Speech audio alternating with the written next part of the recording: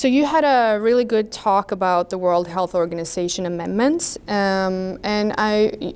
it's interesting because we had a debate going on between Norwegian health officials and the bureaucracy in Norway. They forced a debate to go on our national channel about this, and they were adamant that if not all the member states agreed to the amendments and everything that the World Health Organization now is doing, that there would be no agreement. But that's not true, is it? No, there are two potential agreements. So one is called a pandemic treaty, which now they're calling a pandemic agreement. That will require a 2/3 vote to go through, and that means then there will exist a treaty on pandemics, but then every nation will need to ratify it in order to join that treaty. Now, the other document is called the amendments to the existing international health regulations. That requires only a 50% vote. So a simple majority, and then that document will be binding on all the nations that belong to the WHO. So I think that's where they were sort of mixed up or perhaps confused, that once they get that 50% vote of the members of the WHO, and actually there are two nations that are members of the international health regulations but not the WHO, which are Liechtenstein and the Vatican, but they will all be bound by the document unless they offer a rejection or a reservation, and they have 10 months to do that. So you're a doctor from the United States. You lost your license.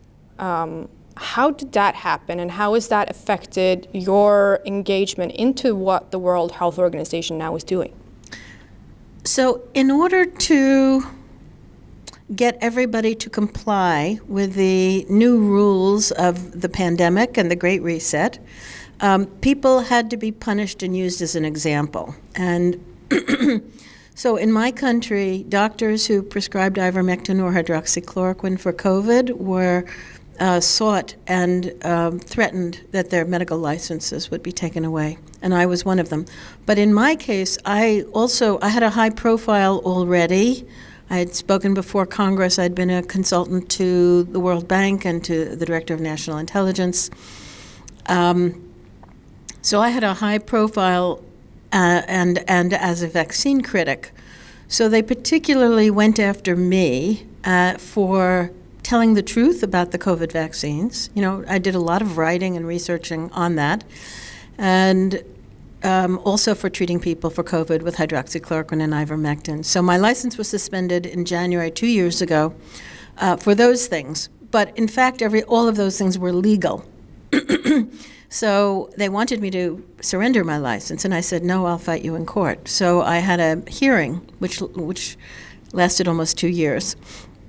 And they had to drop all those charges because those were legal things to do. And then the Board of Medicine made up other charges, like I was telling a patient's husband about their condition, when actually the patient wanted me to tell the husband and said they had given informed consent, but the board's finding me guilty for that. So they maintained the suspension. They've said it will last at least until April of 2025. Which means I can no longer practice medicine, and they're not going to give me back my license unless I tell them I was wrong. But I wasn't wrong, so I'm not telling them I'm wrong. They want me to go to courses, they want me to pay a lot of money. I don't intend to do those things, and I'm actually suing the board, where I'm appealing the decision, and I'm also suing them for a malicious prosecution, that in fact the prosecution of me had nothing to do with patient care. You see, their job is to protect patients from bad doctors. None of my patients complained. They all said I did a good job. This had nothing to do with patient care. I've never had a complaint from a patient. So that's where that is. Now, what that did was to free me up to continue to research and write about COVID, to learn more about the Great Reset, and somehow I've become a spokesperson.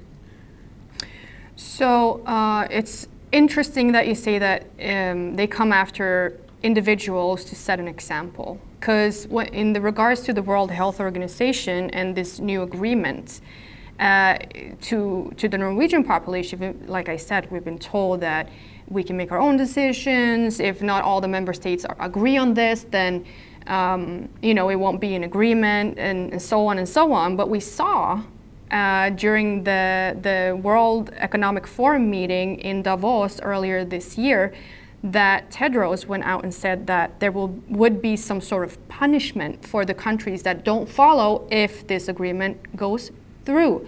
Do you think that they will try to state an example of any member state that opposes this in any vote?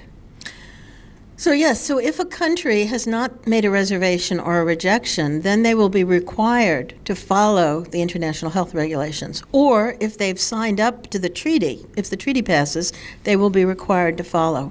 Now, we don't know exactly what the punishments will be, but they are setting up a compliance committee. They're setting up a committee in every country that has to report back to the WHO whether the nation is complying with the requirements.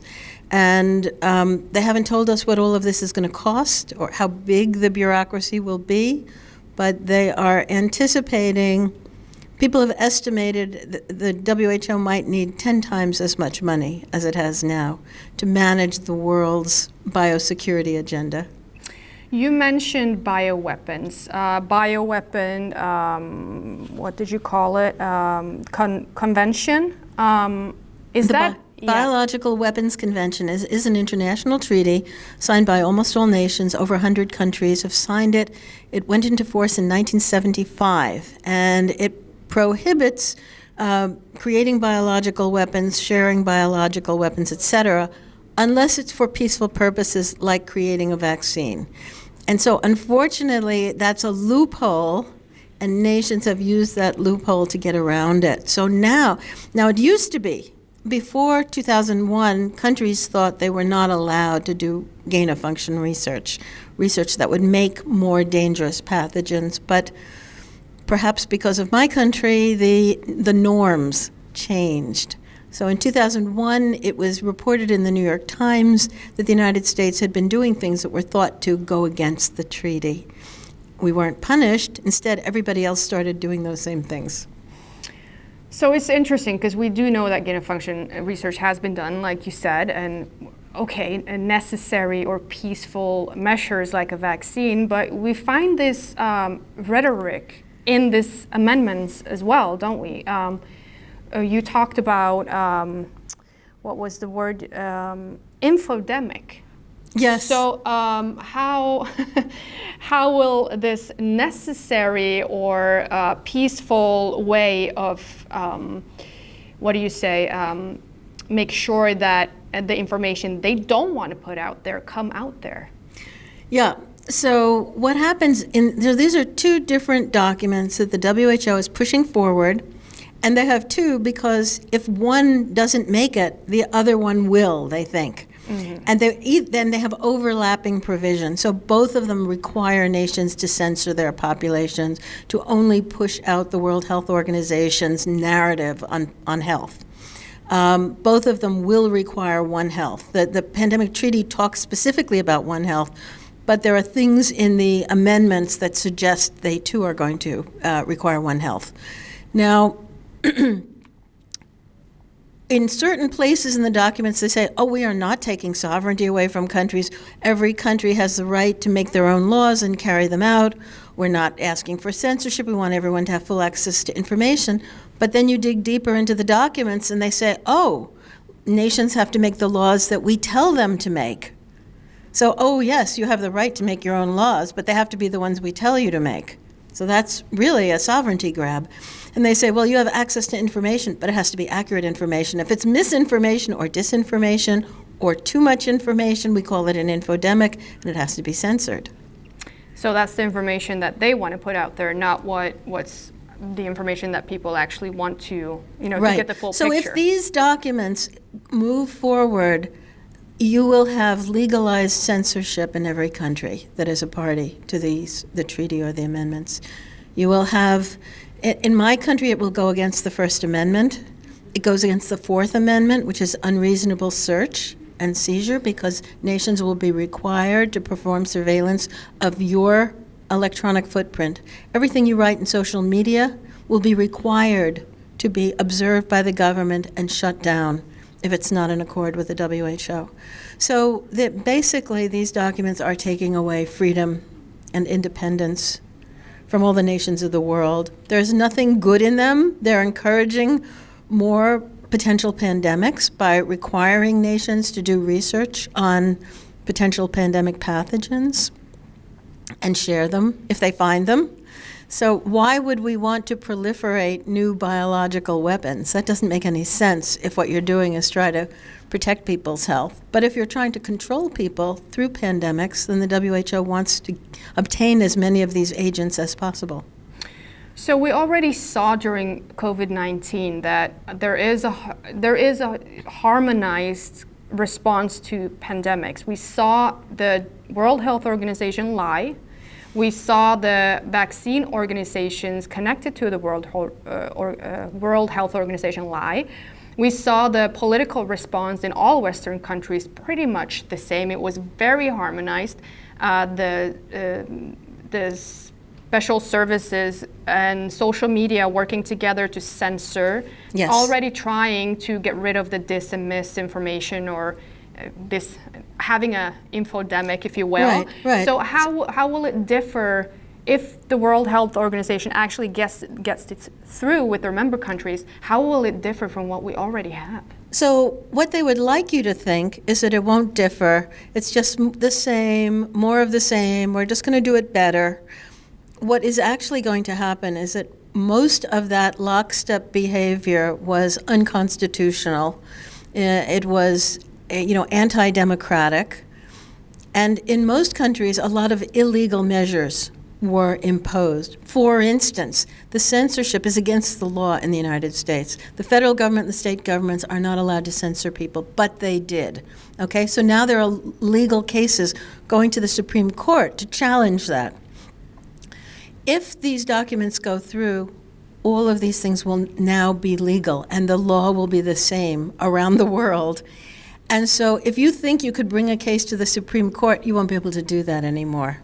You see, if you think you can challenge this, if you could have challenged the mandates in the United States because, again, our law says you can't mandate experimental products. If the amendments come into place, they direct the nations to pass laws so that you can mandate experimental products, right? So we won't be able to run away. They can tell us what drugs we are allowed to have and which drugs they are preventing us from accessing. They're telling us what vaccines we must have, what vaccine passports we have to have. They can require examinations, tests, closed borders, all sorts of things that before the WHO could only advise nations to do. But if these documents are passed, the WHO will be able to give the order and it will go around the world. So one final question. How can we fight it? What would you tell the common man to do in this case? What can we do to fight this? Well, basically, if you have the time, spend 30 minutes or an hour and read 30 pages of this proposed pandemic treaty, which they call an agreement. And you'll see there's nothing in it that is going to help you. There's nothing valuable for human beings. This is just a big power grab for international institutions, and it is taking the responsibility away from your national government. So at the moment, as I said, we can challenge the censorship in the United States at the Supreme Court. But if the censorship comes from the WHO, you can't take the WHO to court. There is no method by which you can challenge it. If the treaty goes forward, your nation is not even allowed to ask to leave the treaty for 2 years, and then it'll take another year. So you have to say no now. You have to tell your elected representatives no. You have to say, don't keep lying to me about what is in these documents. I've looked at the documents.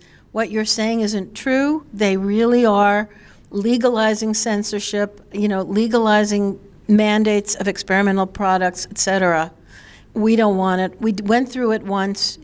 Nothing that you really offered us, WHO or the nation, nothing was helpful during the pandemic. You stopped us from getting the drugs that would have been useful.